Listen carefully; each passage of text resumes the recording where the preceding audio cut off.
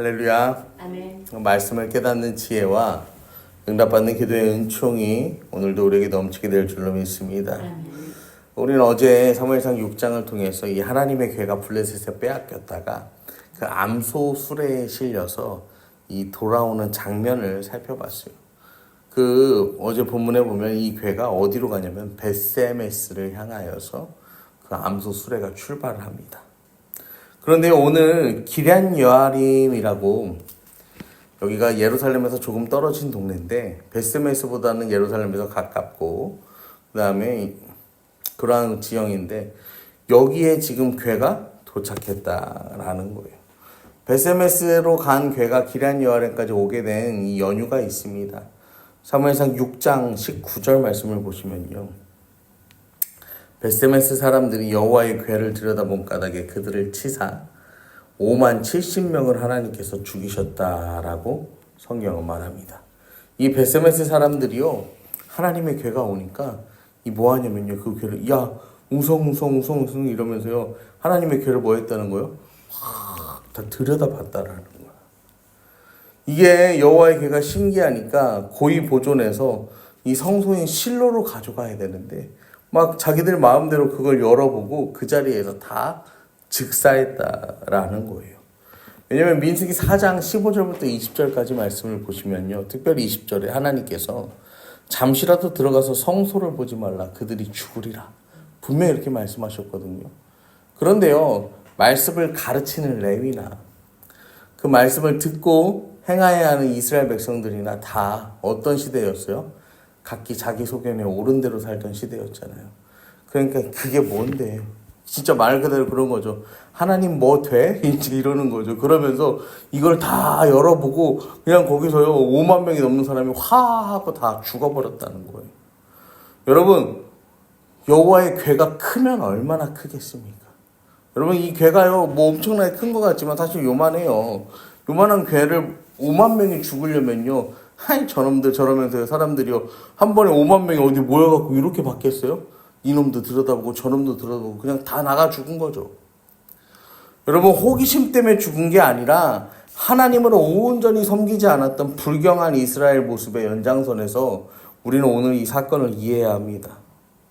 그러니까 이 벳세메스 사람들이요, 그렇게 사람들이 죽으니까 야 이거 안 되겠다, 이거 안 되겠다 그러면서 기럇 여아림 주민들에게 보내 이르되 블레셋 사람들이 여호와에게를 도로 가져왔으니 너희는 내려와서 그것을 너희에게로 옮겨가라.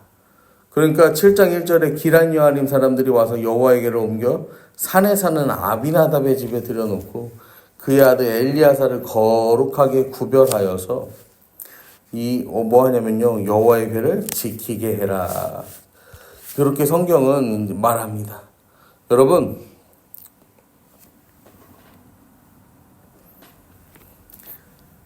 그러면서 2절에 괴가 기럇 여아림에 들어간 날부터 20년 동안 오래 있은지라 이스라엘 온 족속이 여호와를 사모하니라.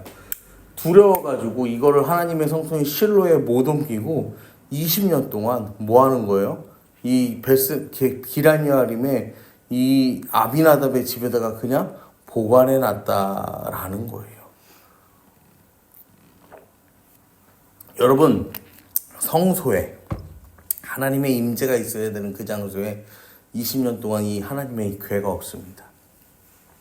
그뿐입니까? 제사장이 1년에 한 번은 그 지성소에 들어가서 이스라엘 모든 백성들의 죄를 사하는 대속죄의 제사를 드려야 되는데 그조차도 드릴 수 없었어요.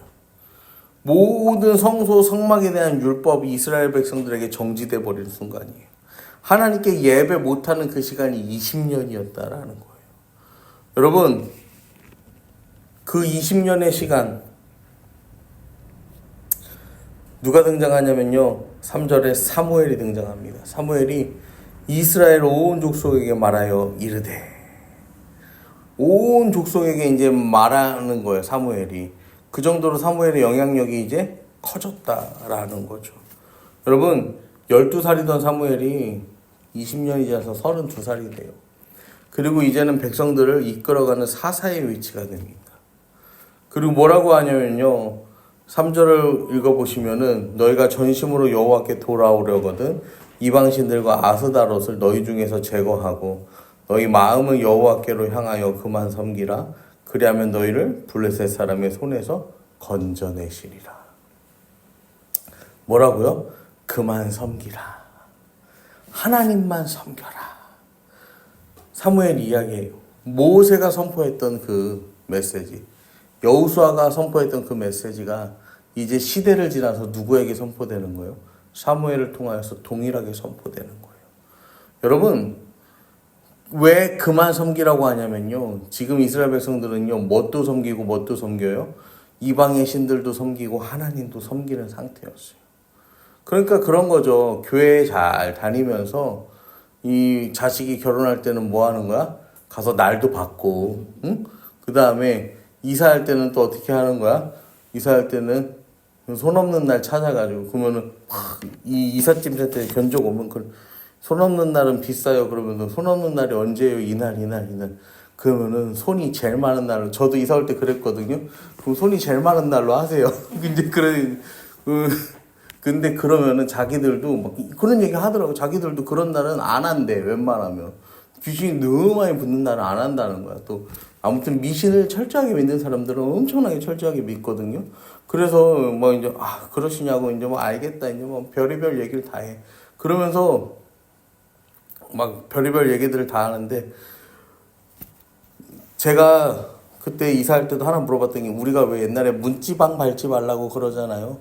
근데 이제 오는데 그 집에도 문지방이 없지만 이걸 다 그 밑에다 깔잖아요. 그러니까 혹시 이제 그런 것 때문에도 깔아요. 그러니까 그런 것 때문에도 까는 사람도 있대요. 그런 생각을 하면서 이 문지방 안 밟는다는 생각으로 그렇게 이제 덧대는 사람들도 있다는 거야. 그래서 참 별의별 사람들이 다 있다 생각을 했는데, 이 이스라엘 백성들이 그랬어요. 아무튼 다 섬기는 거야. 신이란 신은 다 가져와서 섬기는 거야. 자기들의 상황과 처지와 환경에 맞는 신을 여기서 끌어다 쓰고 저기서 끌어다 쓰고, 내가 오늘은 들로 가야 돼. 들의 신을 찾는 거야. 내가 오늘은 산으로 가야 돼. 산의 신을 찾는 거야. 내가 오늘은 농사를 져야 되겠어. 농사를 짓는 신을 찾는 거야. 내가 오늘은 이 자녀를 양육하는데, 그러면 이 자녀 양육의 신을 찾는 거죠. 그러면서요, 그러니까 여호와만 섬겨라 라고 사무엘이 오늘 메시지를 던지는 거예요. 그러면서 7장 5절에 사무엘이 이르되 온 이스라엘은 미스바로 모이라. 내가 너희를 위하여 여호와께 기도하게 하매. 여러분, 그 유명한 미스바 성회가 여기서 시작되는 겁니다. 여러분, 그러면서 7장 6절에 그들이 미스바에 모여 물을 길어 여호와 앞에 붓고 그날 종일 금식하고 거기에서 이르되 우리가 여호와께 범죄하였나이다. 사무엘이 미스바에서 이스라엘 자손을 다스렸다라고 해요. 여러분, 물은 생명을 상징하는 거거든요. 그래서 생명을 주께 드린다는 의미가 있어요. 그리고 그 당시에 이방 제사는요, 술을 부었어요. 그 제사에.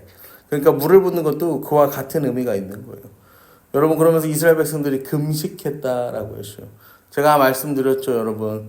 이 우리 시대의 우리가 아는 기준의 금식과 이스라엘 백성들의 금식은 다릅니다. 여러분, 생각해 보세요. 우리가 2000년 전에 밥을 먹으려면요, 어떻게 해야 돼요? 내가 2년 전에 농사 지어놓고 저장해 놓은 거를 오늘 꺼내서 먹는 시대가 아니잖아요.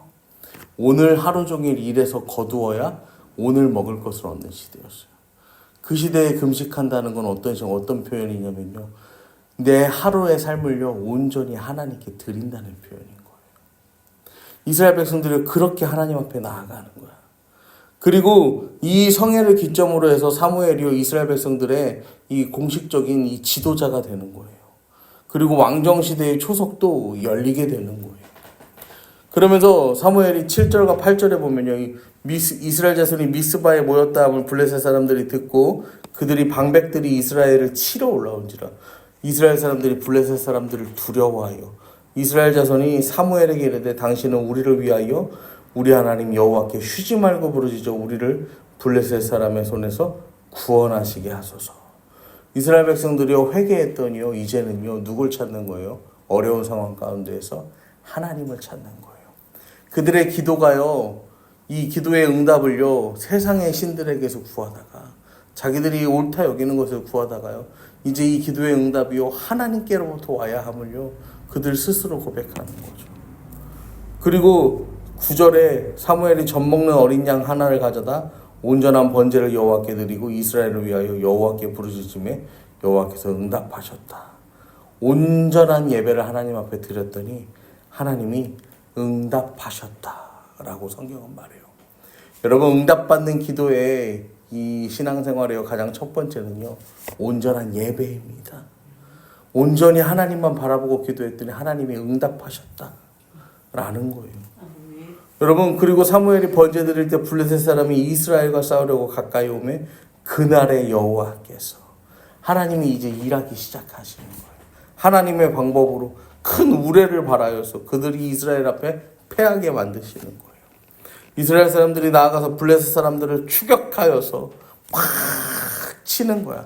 이 출애굽 때에 하나님께서 이스라엘 백성들을 막 강하게 하셔서 막 여기까지 인도하셨던 것처럼요. 그걸 소문으로만 듣던 블레셋이 이제 다시 뭐 하는 거예요? 이 이스라엘의 강력함을 다시 한번 경험하게 되는 거예요. 하나님의 일하심을요, 보게 되는 거예요. 여러분, 기도하던 사람들이 일어나서 전쟁에 참여하잖아요. 여러분, 우리가 하나님 앞에 기도하면요, 하나님이 응답하시는데, 여러분, 기도로 끝나면 안 되고 그 다음에 뭐 해야 되는 거예요? 직접 나가서 우리가 실행해야 한다라는 거예요. 그리고 12절에 사무엘이 돌을 취하여 미스마와 센 사이에 세워 있는데 여호와께서 여기까지 우리를 도우셨다고 그 이름을 뭐라고 합니까? 에베네셀이라고 하는 거예요. 에베네셀. 여러분, 이것이 오늘 우리의 신앙 고백 되기를 축복합니다. 하나님이 여기까지 우리를 도우셨다. 하나님이 여기까지 우리와 함께 하셨다. 여러분, 이것이 저와 여러분의 오늘의 고백 되기를 원합니다. 여러분, 사실 이스라엘 백성들이요, 이 20년의 시간 속에서 사실은 이게 더 오래돼요. 나중에 사울 시대를 거쳐서 다윗 시대의 이 성전에 이게 돌아오거든요. 그 다윗의 궁전에 여호와의 궤가 돌아오거든요. 거의 70년이라는 시간 동안 이 궤가 떠나 있는 거예요, 성소를. 여러분, 그동안요, 뭐가 없어요? 하나님의 함께 하신 임재? 이스라엘 백성들이 그걸 어디서 경험해요? 그런데요, 지난 20년 동안도 없었거든요.